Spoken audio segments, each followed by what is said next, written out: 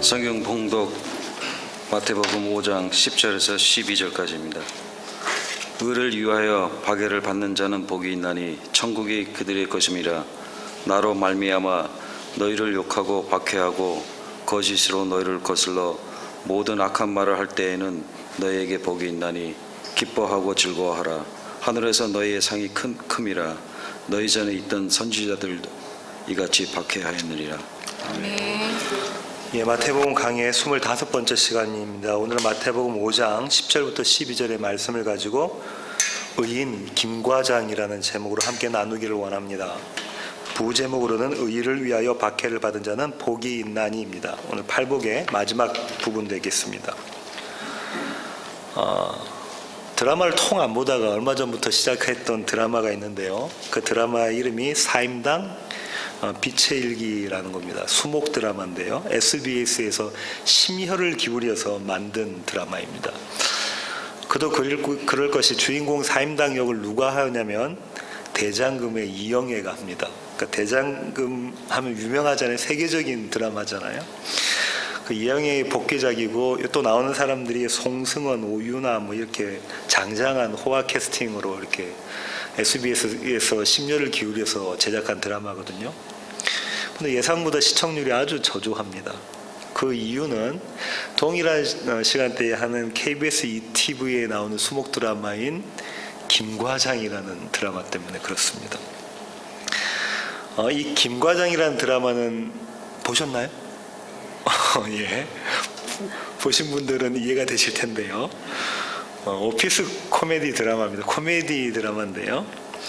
숫자에 대해서는 어릴 적부터 천부적인 재능을 가지고 있는 경리과장 김성룡이라는 사람이 주인공인데요. 이 김과장은 삥땅의 전문가입니다. 자기가 다른 기업의 회계를 봐주면서 그 돈을 삥땅 하는 거죠. 근데 그 기업의 사장들도 다 알지만 세금 내는 것보다 더 낮기 때문에 그냥 넘어가는 거죠. 그렇게 그 김과장은 돈을 벌어서 뭘 하려고 하냐면 정의로운 사회에 덴마크에 가서 이민 가서 살려고 하는 겁니다.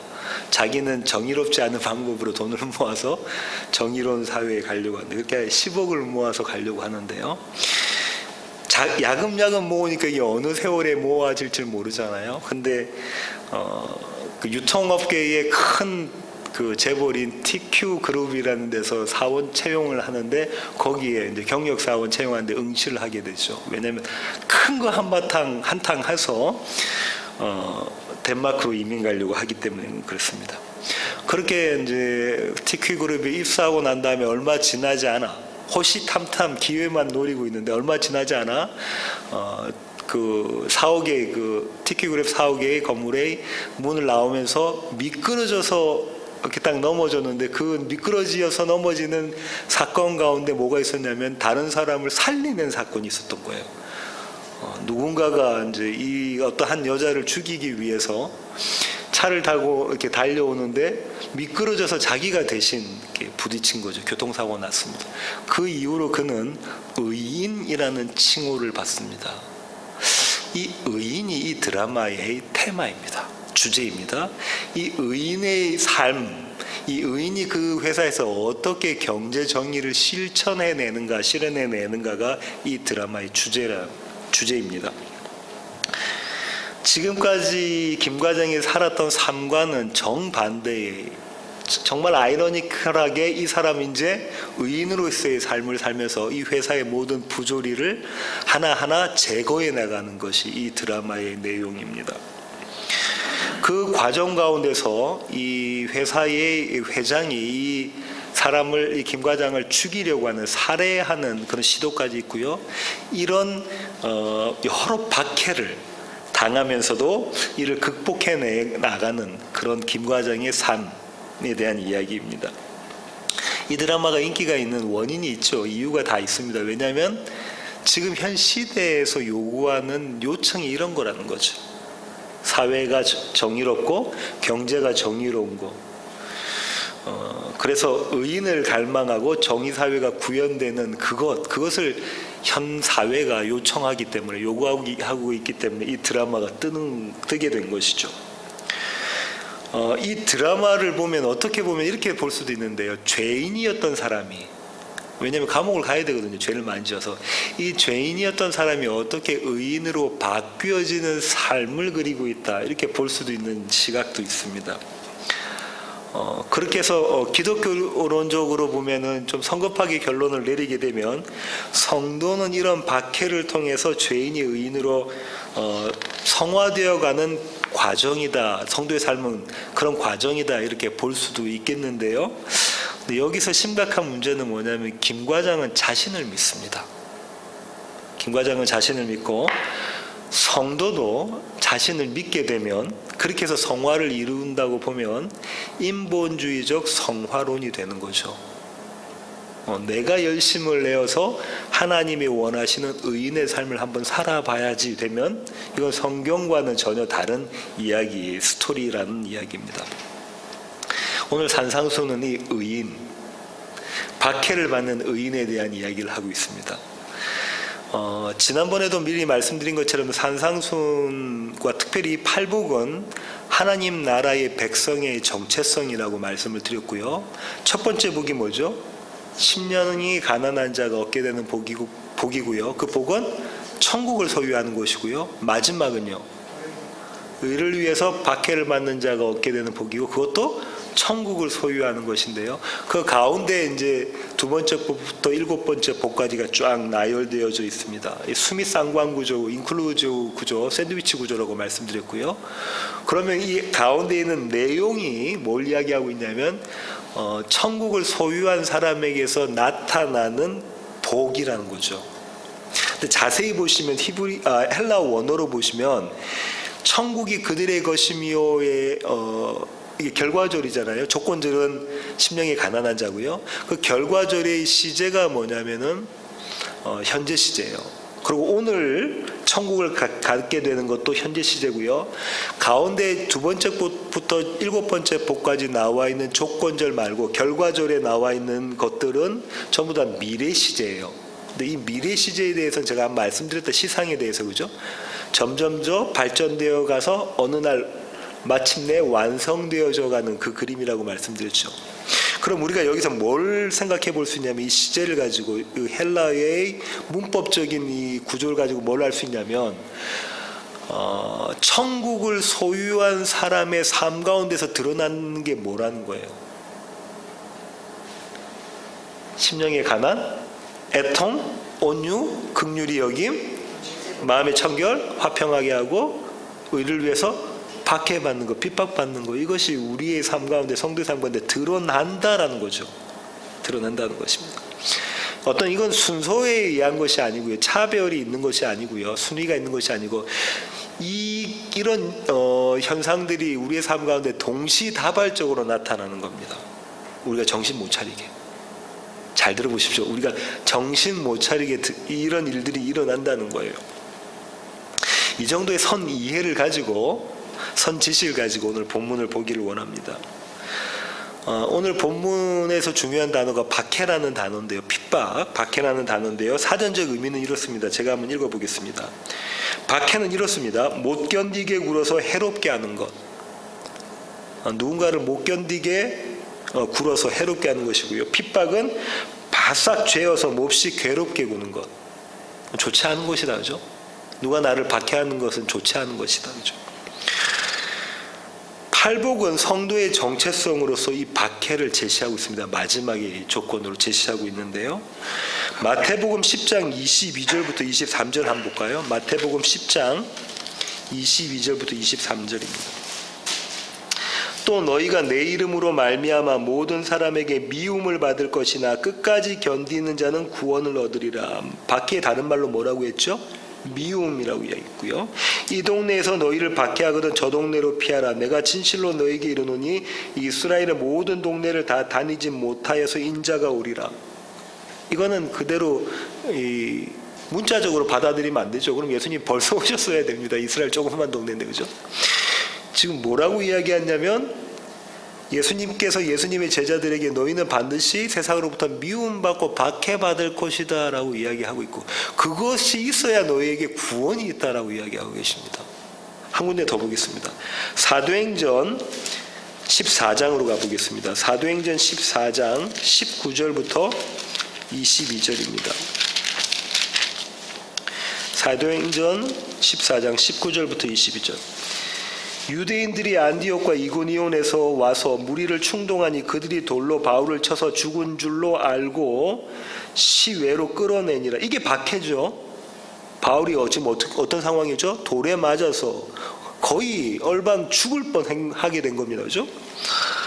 제자들이 둘러섰을 때에 바울이 일어나 그 성에 들어갔다가 이튿날 바나바와 함께 더베로 가서 복음을 그 성에서 전하여 많은 사람을 제자로 삼고 루스드라와 이고니온과 안디옥으로 돌아가서 제자들의 마음을 굳게 하여 이렇게 이야기하죠. 이 믿음에 머물러 있으라 권하고 제자들에게 이렇게 이야기합니다. 너희가 이 믿음에 머물러 있어라. 그리고 이렇게 이야기하죠. 또 우리가 하나님 나라에 들어가려면 많은 환난을 겪어야 할 것이다. 하나님의 나라에 들어갈 수 있는 조건이 뭐라고요? 이 세상에서 환난을 겪어야 된다는 거예요. 환난을 겪어야. 박해가 있어야 하나님 나라에 들어갈 수 있다. 거꾸로 이야기하면 박해가 없으면 하나님 나라에 천국에 못 들어간다라고 지금 바울이 이야기하고 있나요? 근데 문제는 저와 여러분이 사는 이 시간, 우리가 살고 있는 이 시공간에 우리에게 바울과 같은 이런 박해가 있습니까? 예수님이 말씀하신 그런 박해가 있습니까? 그럼 우리가 천국 백성이 아닌가요? 우리가 의인이 아닌가요? 우리는 천국에 못 들어가나요? 이 질문들에 대해서 여러분은 어떻게 대답하시렵니까? 이것이 저와 여러분이 오늘 본문을 대하는 숙제입니다. 오늘 이 숙제를 풀어가는 그런 과정이 될 텐데요. 오늘 설교가요. 의와 의인에 대해서 이 세상은, 이 세간은 어떻게 정의하냐면요. 의를 제가 사전에서 찾아봤더니 이렇습니다. 사람이 마땅히 지켜야 할 도리, 우리가 지난번에 정의할 때 좀 살펴봤다. 저스티스 할 때, 그죠? 의인은 이렇습니다. 의로운 사람은 이 의를 지키는 거잖아요. 그러니까 사람이 마땅히 지켜야 할 도리를 지키는 사람이 의인이다, 그죠? 그렇습니다. 이런 정의는 세상 모든 사람이 동의를 합니다. 예수님 당시 유대 사람들이 갖고 있었던 의와 의인의 개념은 어떤 거냐면 이런 거죠. 그들의 가치관과 그들의 윤리관으로서 바라보면 의인은 율법을 지켜내는 것, 율법에 순종하는 게 의고요. 그 율법을 지켜내는 사람이 의인입니다. 그들이 그렇게 생각할 수 있는 이유는 이런 거죠. 왜냐하면 그들은 바벨론 유수 생활, 바벨론 포로 생활을 했었다, 그죠? 그리고 돌아왔어요. 지금 또 헬라 제국과 그다음에 로마 제국의 식민지로 살아가고 있습니다. 그들이 그랬던 이유를 포로기 때 선지자들은 뭐라고 이야기하냐면 너희들이 말씀을 제대로 지키지 못했다, 하나님 말씀에 순종하지 못했다라고 이야기를 하고 있잖아요.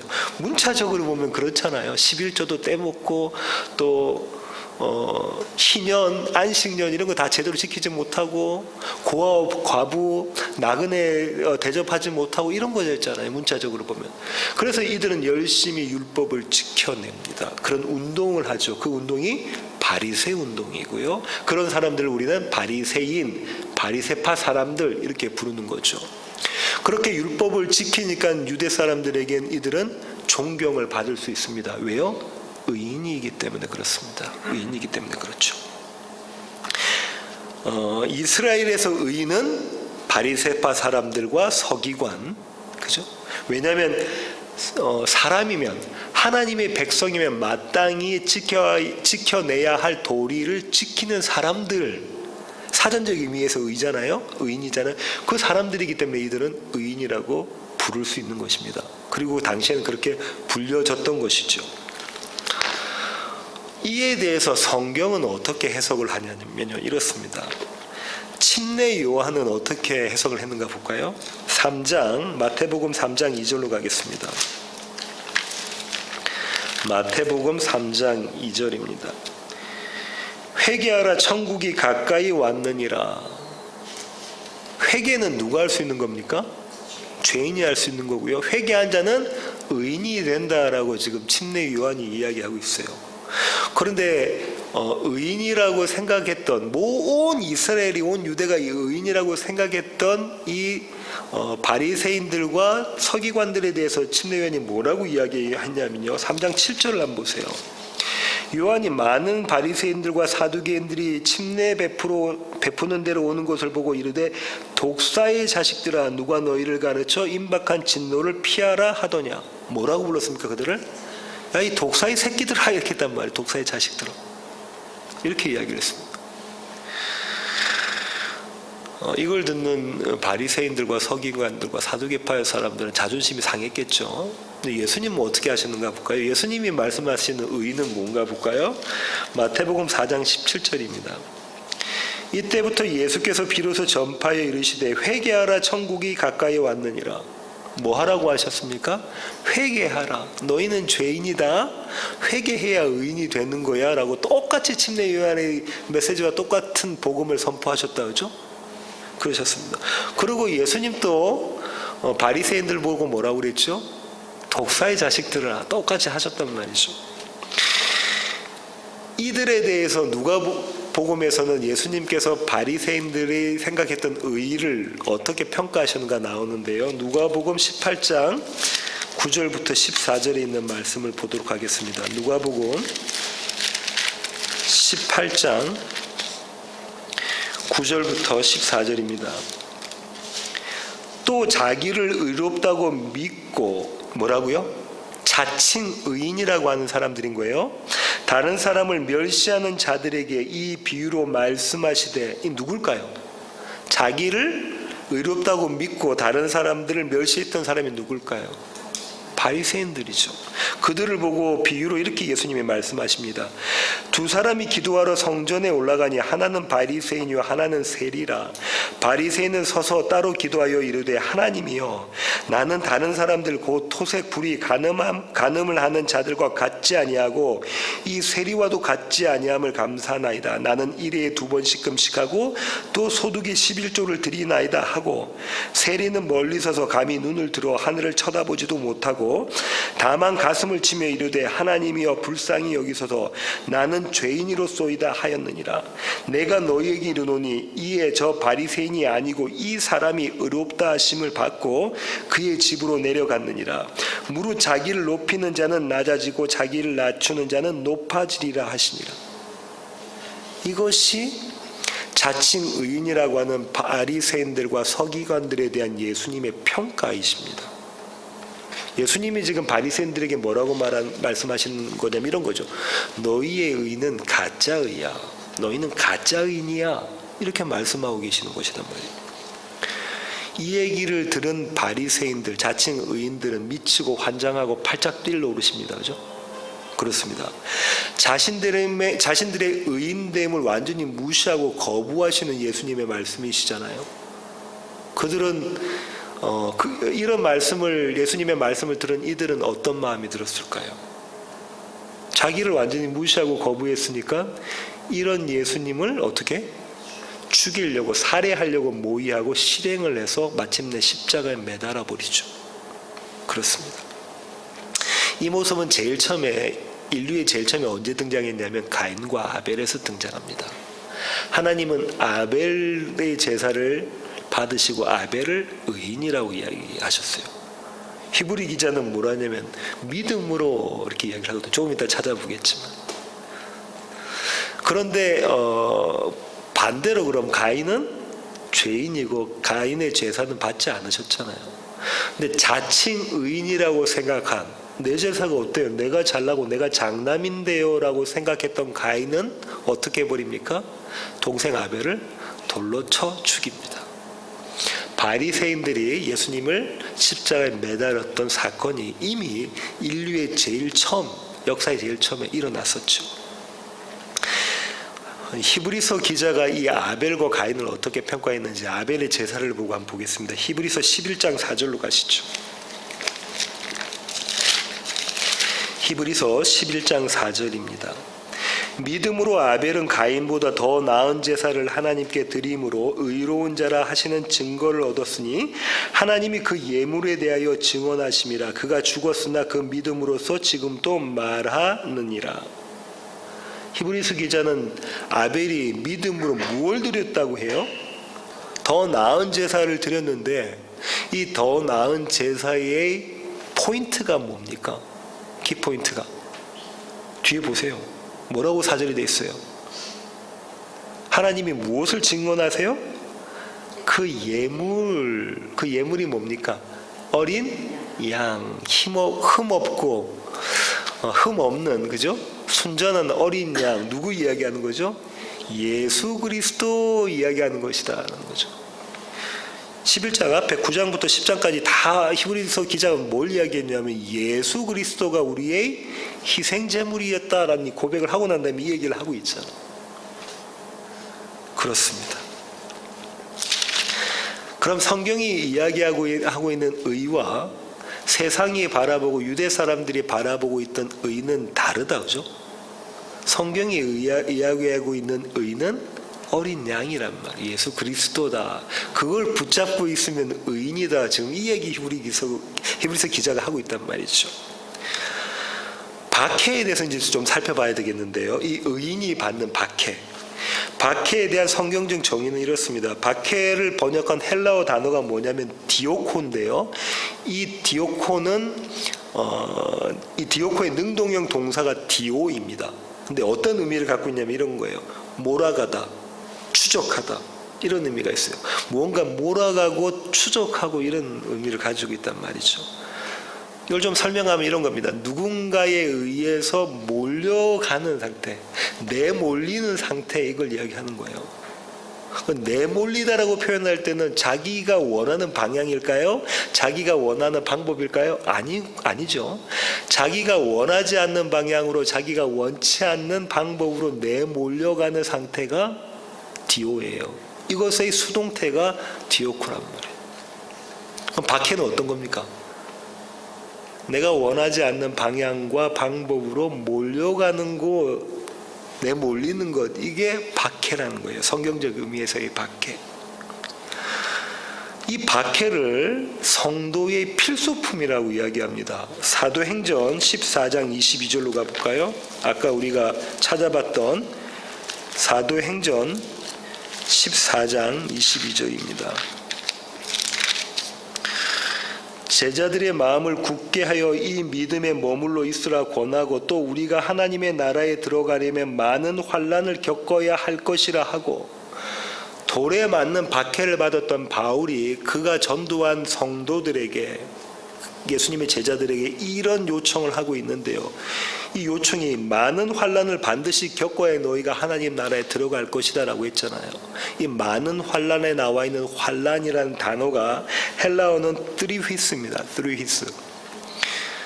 근데 이 단어는 박해, 핍박 이런 건데요. 이 어원적 의미를 따져보면 이런 거예요. 눌러 부수다, 으깨다, 찌부러뜨리다, 이런 거예요. 이해가 되십니까? 마치 맷돌에다가 곡식을 넣고 갈아서 으깨는 것 같은, 이게 박해라는 거예요. 여기서 이야기하는 환난이에요. 이런 많은 환난을 받아야 된다는 거예요. 맷돌 아시죠? 맷돌 2개를 넣고 거기다 콩 같은 걸 넣고 그 다음에 막 맷돌을 돌립니다. 그럼 이게 다 으깨지잖아요. 부서지잖아요. 이것이 성도가 받게 되는 많은 환난이다라고 지금 바울이 이야기하고 있다. 그럼 이 으깨어지는 게 뭘까요? 우리의 자아라는 거죠. 우리 자신. 우리의 사랑의 근거에서 우리가 우리 자신을 확장하려고 하는 그것이 으깨어지는 것. 이것이 환난, 박해라는 겁니다. 정리해보면 성경에 말하는 박해는 우리 안에 있는 심적인, 마음적인, 심적인 갈등이겠다. 그죠? 그러면 이렇게 생각해 볼 수가 있습니다. 박해는 사실상 외부적인 요인이죠. 이 외부적인 요인을 통해서 내부적인 전쟁이 일어나는 것이 박해예요. 다시 말씀드립니다. 내부적인 요인에 의해서 외부적인 요인에 의해서 내부적인 전쟁이 일어나는 것이 박해고 환난입니다. 이걸 성경은 영적 전쟁이라고 하죠. 이거는 바울과 같은 돌에 맞는 박해일 수도 있고요. 아니면 우리의 삶 가운데 일어나는 모든 일일 수 있습니다. 인간관계, 사업의 문제, 건강의 문제, 여러 가지 문제들, 우리의 외부적인 요인이 우리 내부적으로 심적으로는 갈등을 일으키게 하는 이것이 박해란 말이죠. 그러면 저와 여러분도 해당이 됩니다. 그죠? 박해받는 자에 해당이 되는 것이죠. 그래서 영적 전쟁을 어떤 분들은 이렇게 이야기하죠. 이 영적 전쟁은 예수 믿는 사람과 안 믿는 사람 간의 전쟁. 물론 맞는 얘기지만 그렇게 전쟁으로 표현해서 선교지에 가서 땅 밟기 하는 것도 영적 전쟁의 일환이다 이렇게 이야기해서 믿지 않은 곳에 가서 땅을 밟거나 아니면 어떤 이슬람 사원이 있으면 거기를 7바퀴를 돌거나 이런 코미디 같은, 마치 김과장에 나오는 코미디 같은 일들을 하고 있는데 이런 영적 전쟁이 아닌 거예요. 그죠? 외부적인 요인에 의해서 내 안에서 일어나는 전쟁, 이게 영적 전쟁입니다. 이게 박힌 거예요. 이 외부적인 요인이 주어지면 자연히 내부적으로 전쟁이 유발될 수밖에 없습니다. 왜냐면요, 오늘 마태복음에 나와 있는 박해받는 자는 무엇을 위해서 박해받는다고 하죠?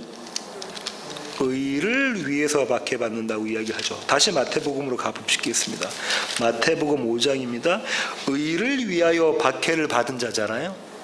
근데 이 의를 위하여는, 이 위하여는 의 때문에라고 번역할 수도 있습니다. 그럼 의를 위하여 박해를 받거나 의 때문에 박해받는 거잖아요. 그걸 달리 또 뭐라고 표현했냐면 예수님은 11절 보세요.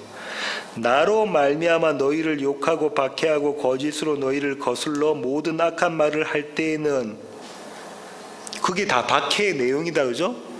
근데 예수님 뭐라고 하시죠? 원인을 뭐라고 하세요? 성도가 받는 박해의 원인이 나로 말미암아, 예수 때문에라는 거예요. 의 때문에, 예수 때문에라는 거예요. 그럼 의, 예수는 동격이다, 그죠? 그렇습니다. 예수 때문에 받는 박해라는 얘기인 거죠. 디모데후서 3장 12절로 가보겠습니다. 디모데후서 3장 12절.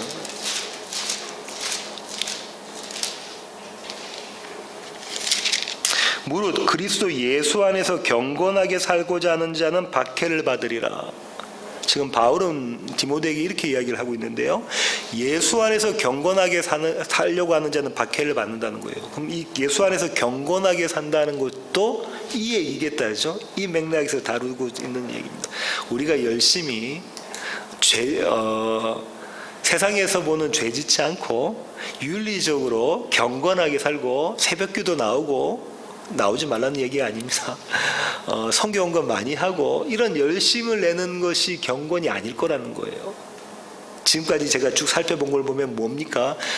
외부의 요인에 의해서 내부적으로 뭔가 전쟁이 일어났는데 거기서 뭔가 승리하는 이것이 경건이겠죠. 그죠? 조금 더 살펴보겠습니다. 예수 때문에 받는 박해는, 박해에 대해서 바울은 이렇게 얘기합니다. 로마서 3장 21절부터 24절 한번 가볼까요? 로마서 3장 21절부터 24절입니다.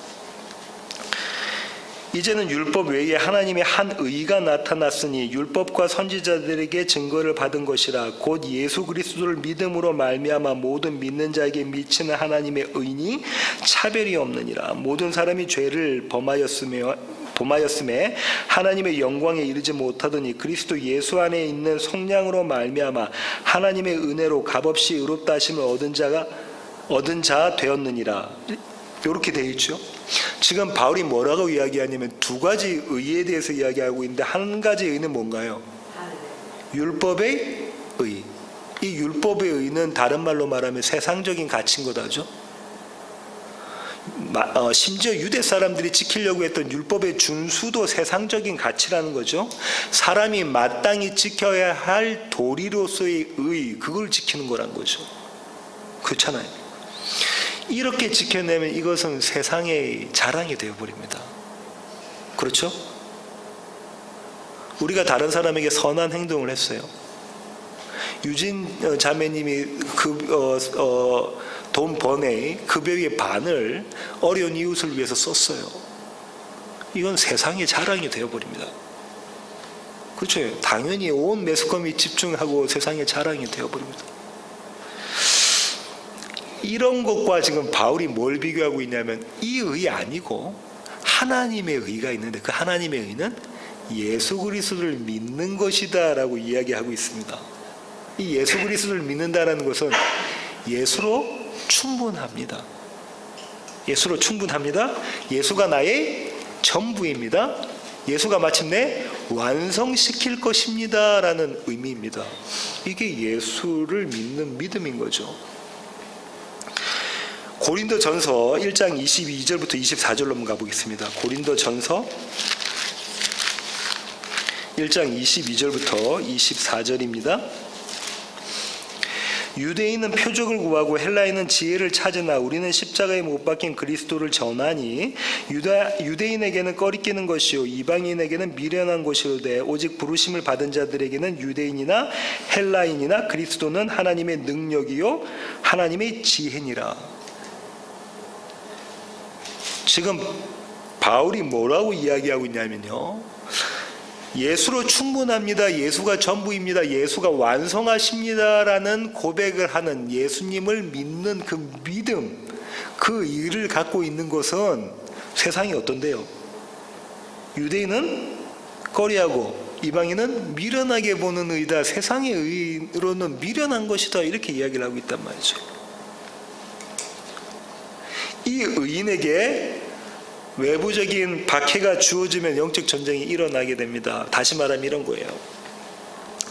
외부적인 어떤 요인이 주어졌어요. 그게 인간관계든 사업의 문제든 정말로 바울처럼 예수 믿는 사람 기독교인들에게 크리스찬들에게 박해하는 나라에서 사는 것이든 북한처럼 아니면 이슬람처럼 이슬람 나라에 있는 것처럼 그런 것이든 하여튼 어떤 것이든 외부적인 요인이 나에게 주어졌어요. 그럼 내 안에 내적 갈등이 일어나잖아요. 어떻게 일어납니까? 우리는 하나님의 말씀을 받아서 예수만으로 충분합니다. 예수가 전부입니다.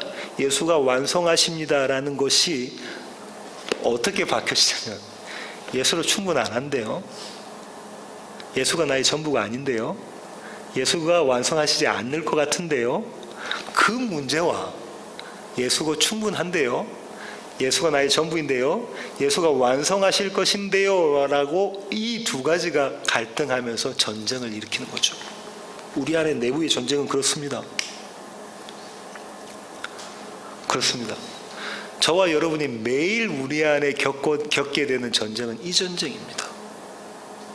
예수님이 물어보시잖아요. 말씀을 통해서. 정말 내가 너의 전부니?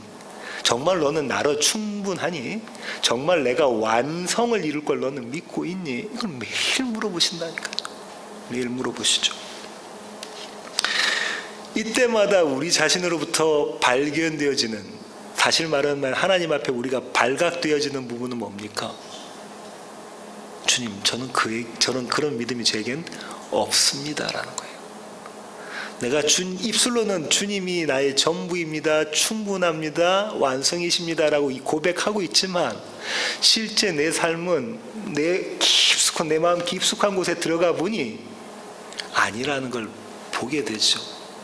이게 뭐냐면 예수님과 함께 십자가에 달리는 겁니다. 예수님과 함께 십자가에 달려. 그렇게 십자가에 달려있는 나의 모습을 보고 내가 죽을 자가 맞군요, 십자가에 매달릴 자가 맞군요를 보게 되는 것이죠.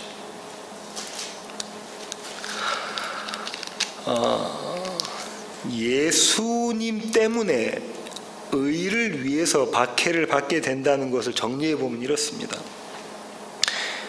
외부의 환경이 주어지면 예수로 충분하고 예수가 전부이며 예수가 완성이시다라는 믿음으로 끌려가는 것, 그게 박해예요. 그게 세상에서 보이는, 세상의 눈으로 봤을 때는 정말 사전적 의미의 박해든 아니든 간에 그걸 고백하는 자리로 끌려가는 것, 그것이 박해란 말이죠. 마치 좋은 목자가, 선한 목자가 자기의 양들을 푸른 풀가로, 푸른 초장으로 내몰아가는 네모로 갈 때 막 이렇게 작대기로 치겠지요. 네모로 가는 그 모습, 이게 박해라는 거예요. 성도에게 주어진, 저와 여러분에게 주어진 박해입니다. 예수님은 이런 박해를 기뻐하고 즐거워하라라고 말씀하셨습니다. 오늘 본문의 12절로 가볼까요? 마태복음 5장 12절입니다. 기뻐하고 즐거워하라. 하늘에서 너희의 상이 큼이라. 너희 전에 있던 선지자들도 이같이 박해하였느니라. 왜 예수님은 예수님의 산상수훈 팔복을 듣는 사람들에게 기뻐하고 즐거워하라고 하셨죠? 너희가 천국을 가졌으니까 기뻐하고 즐거워해야 돼. 너희 가운데 박해가 있다면 너희가 천국을 가졌다는 증거이기 때문에 그렇다는 거잖아요. 우리 가운데 박해가 있다면 우리가 천국을 가진 증거이기 때문에 그렇다는 거잖아요. 그렇게 박해의 자리로 내몰린 자들의 모습이 성경에 등장하는데요. 사도행전 5장으로 가겠습니다. 사도행전 5장 40절부터 41절입니다. 사도행전 5장 40절부터 41절입니다. 그들이 옳게 여겨 사도들을 불러들여 채찍질하며 예수의 이름으로 말하는 것을 금하고 놓으니 사도들은 그 이름을 위하여 능욕받는 일에 박해받은 일에 합당한 자로 여기심을 기뻐하면서 공회 앞을 떠나니라. 뭐라고요? 사도들이 채찍질 당했잖아요. 그 채찍 아시잖아요. 그 채찍질 당했는데 이 채찍질 당한 원인이 예수 이름 때문에, 예수 때문에, 의 때문에 그랬는데 이 사도들이 어떻게 했대요? 기뻐하면서 공회 앞을 떠났대요. 예수님이 어떻게 말씀하셨냐면 너희는 너희 안에 박해가 있을 것인데 그 박해를 나 때문에 받으면 너희가 기뻐해라 했던 그것이 지금 이대로 예수님의 말씀이 그대로 사도들 가운데 실현되고 있는 모습이다. 그렇죠? 성도의 정체성으로 실현되고 있잖아요. 이렇게 박해를 받은 자 베드로가 박해를 받고 즐거워했던 이 자가 성도들에게 어떻게 요청하고 있냐면요. 베드로 전서 4장 12절부터 14절 한번 보겠습니다. 베드로 전서 4장 12절부터 14절. 사랑하는 자들아, 너희를 연단하려고 오는 불시험을 이상한 일 당하는 것 같이 이상히 여기지 말고 오히려 너희가 그리스도의 고난에 참여하는 것으로 즐거워하라. 이는 그의 영광을 나타내실 때에 너희로 즐거워하고 기뻐하게 하려 함이라. 베드로가 지금 뭐라고 이야기합니까?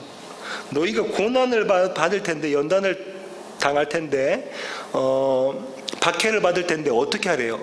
즐거워해라, 이렇게 이야기하고 있네요. 이거 미친 자죠. 미친 자잖아요. 박해를 받는데 희죽희죽 웃고 있고 즐거워하면 미친 자 아닙니까? 세상에 보는 눈으로는 미친 자, 좀 미쳐버렸는가 보다. 너무 박해가 심해서 미쳐버렸는가 보다. 이렇게 이야기하는, 이걸 해라라고 이야기하고 있단 말이죠, 사도가. 근데 사도가 여기서 한 가지 비밀을 설명을 합니다. 너희가 그렇게 할 수 있는 비밀이 뭔지 아니? 내가 그렇게 했던 비밀이 뭔지 아니? 그 다음 절이 있어요. 너희가 그리스도의 이름으로 치욕을 당하면 복 있는 자로다. 이게 팔복이죠. 오늘 본문에 있는 내용입니다. 너희가 그리스도의 이름으로 치욕을 당하면 복 있는 자로다. 영광의 영, 곧 하나님의 영이 너희 위에 계심이라. 뭐라고요? 너희가 박해 가운데 즐거워하고 기뻐할 수 있는 이유는 누구 때문에? 성령 때문에 그렇다는 거예요. 하나님의 영, 예수 그리스도의 영, 성령 때문에 그렇다라는 거예요. 이 말은 성령은 저와 여러분의 천국행의 보증입니다. 성령은 저와 여러분의 부활의 보증입니다. 우리 안에 그 박해를 받은 영적 전쟁 가운데서 도대체가 할 수 없는 고백 가운데서 우리가 하나님, 주님, 제가 예수님만으로 충분합니다. 예수님이 나의 전부입니다. 예수님이 완성하실 것입니다 라는 것을 삶의 전체는 아니라도 문득 고백하고 있다면 저와 여러분 안에 보증 되신 성령님이 계시다는 증거라고 이야기하고 있는 거예요. 이 일로, 이분으로 통해서 너희는 즐거워할 수 있을 것이다 라고 이야기합니다. 바울이 매번 즐거워하고 베드로가 매번 즐거워했을까요? 아니요. 로마서에서 나오잖아요. 로마서 7장에서 바울이 자기가 얼마나 죄에 묶여있는 자다라는 거 이야기하고 있잖아요. 문득 너희 가운데 이 모습이 드러난다면, 기뻐할 수 없고 즐거워할 수 없는 가운데 기뻐하고 즐거워하며 노래한다면, 감옥에 갇힌 자가 감옥 안에서 찬양을 부르게 된다면 그 안에 너희는 할 수 없는 그 하신 하나님이 계시니 그것이 너희가 하나님의 나라의 백성이라는, 지금 천국을 살아가고 있다는 증거이다, 보증이다 라는 거예요. 너희 그거 뒷파짓이다 이렇게 이야기하고 있는 것입니다. 하나님께서 당신의 백성들에게 박해를 주시는 이유가 뭡니까? 오늘 본문에서 뭐라고 했죠? 너에게 큰 상을 주시려고, 큰 상을 주시려고 그렇게 하신다고 하네요. 그 큰 상은 천국에 가서 빌딩 같은 금으로 된 길에 뭐 보석이 있는 그 집인가요? 아닙니다. 뭐죠? 누구죠? 예수 그리스도. 예수 그리스도의 의를 주신다. 다시 말하면 의 대신 예수 그리스도를 너에게 주신다. 그분이 큰 상이죠. 예수 그리스도가 큰 상급입니다.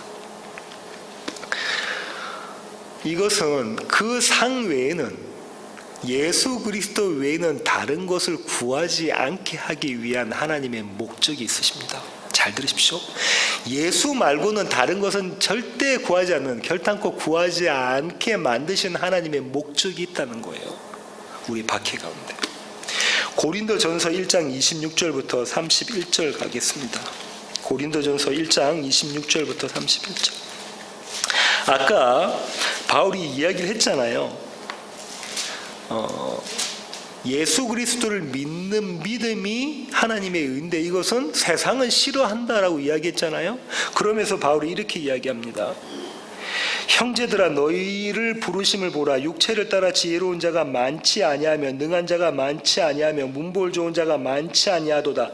그러나 하나님께서 세상에 미련한 것들을 택하사 지혜 있는 자들을 부끄럽게 하게 하려 하시고, 세상의 약한 것들을 택하사 강한 것들을 부끄럽게 하려 하시며, 하나님께서 세상에 천한 것들과 멸시받는 것들과 없는 것들을 택하사 있는 것들을 폐하려 하시나니, 이는 아무 육체도 하나님 앞에서 자랑하지 못하게 하려 하심이라. 너희는 하나님으로부터 나서 그리스도 예수 안에 있고, 예수는 하나님으로부터 나와서 우리에게 지혜와 의로움과 거룩함과 구원함이 되셨으니, 기록된 바 자랑하는 자는 주 안에서 자랑하라 함과 같게 하려 함이라. 하나님의 목적은 아무 육체도 자기의 육체, 자기의 노력으로, 자기의 일함으로 자랑하지 못하게 하시는 것이죠. 무슨 얘기냐면, 하나님의 일하심으로 이 일이 이루어졌다, 성취되었다는 걸 보이게 하시기 위한 거예요. 하나님의 영광을 위해서. 하나님의 영광을 위해서 그렇다. 왜냐하면 이 일은 저와 여러분은 죽었다 깨어나도 못하는 일이거든요. 하나님만이 하실 수 있는 일입니다. 하나님은 그 일을 위해서 어떻게 하겠다고 바울이 지금 이야기하고 있는 거예요.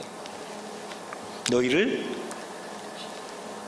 어떻게 한다고요? 너희가 지혜 있는 자인 모습을 하고 있지만 너희를 어떤 자로 만들어 가신대요? 미련한 자로 만들어 가시겠다. 너희가 강한 자로 착각하고 있지만 너희를 약한 자로 만들어 가시겠다. 너희가 높임받고 존대받는 것, 그런 자로 착각하고 있지만 너희를 반드시 천한 것과 멸시받는 것, 그것들이 위치한 자리로 반드시 내가 너를 내몰아가겠다라고 바울이 이야기하고, 하나님 그렇게 하시겠다는 거예요. 다시 말씀드립니다. 미련한 자를, 세상에서 미련한 자, 잘난 자 말고 미련한 자, 그 다음에 똑똑한 자 말고 미련한 자, 다시 말하면 뭐 한국 같으면 서울대학교 나온 사람들 말고 지방대학 나오거나 아니면 고등학교를 졸업한 자, 또 아주 부자, 재벌 부자 말고 아주 가난한 자, 아주 잘생긴 자 말고 아주 못생긴 자, 이런 자들을 쓰셔가지고 들어서 하나님께서 그 자리에 앉히겠다, 이 말씀 아니고요.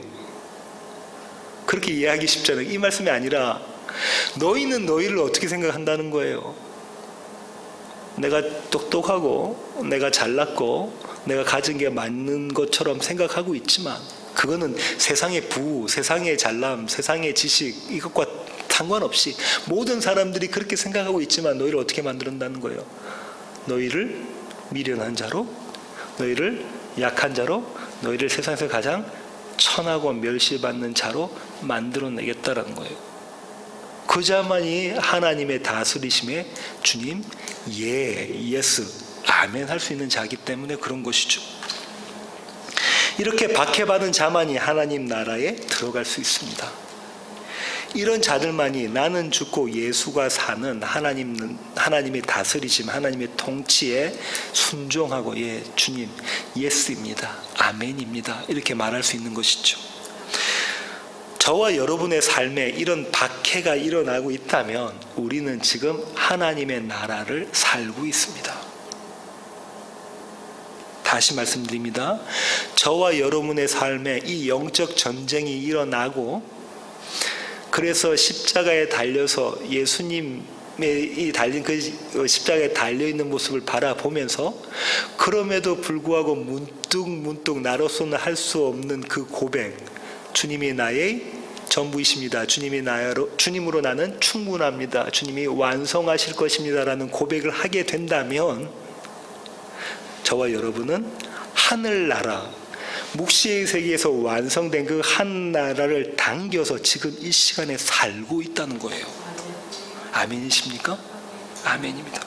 성경은 이런 사람을 의를 위해서 박해를 받는 사람, 예수 때문에 박해받는 사람, 즉 의인이라고 부릅니다. 바라기는 우리 모두가 이런 의인, 진짜 김과장이 되기를 원합니다.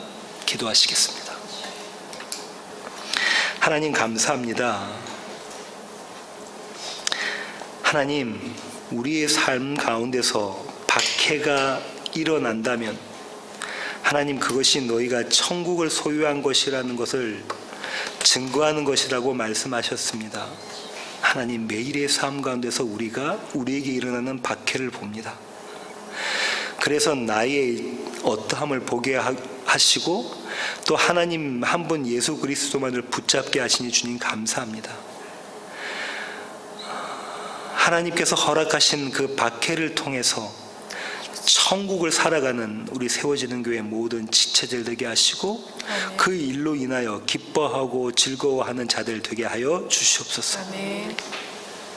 이제는 우리 주 예수 그리스도의 놀라우신 구원의 은혜와 하늘 아버지의 크고 극진하신 사랑과 우리 안에 내주하셔서 우리로 하여금 박해의 현실을 살아가게 하시는 성령님의 충만하심이 이제 주님 앞에 머리 숙인 세워지는 교회 모든 지체들 머리 위에 이제로부터 영원토록 함께 하시기를 예수 그리스도의 귀하신 이름으로 간절히 축원하옵나이다. 아멘.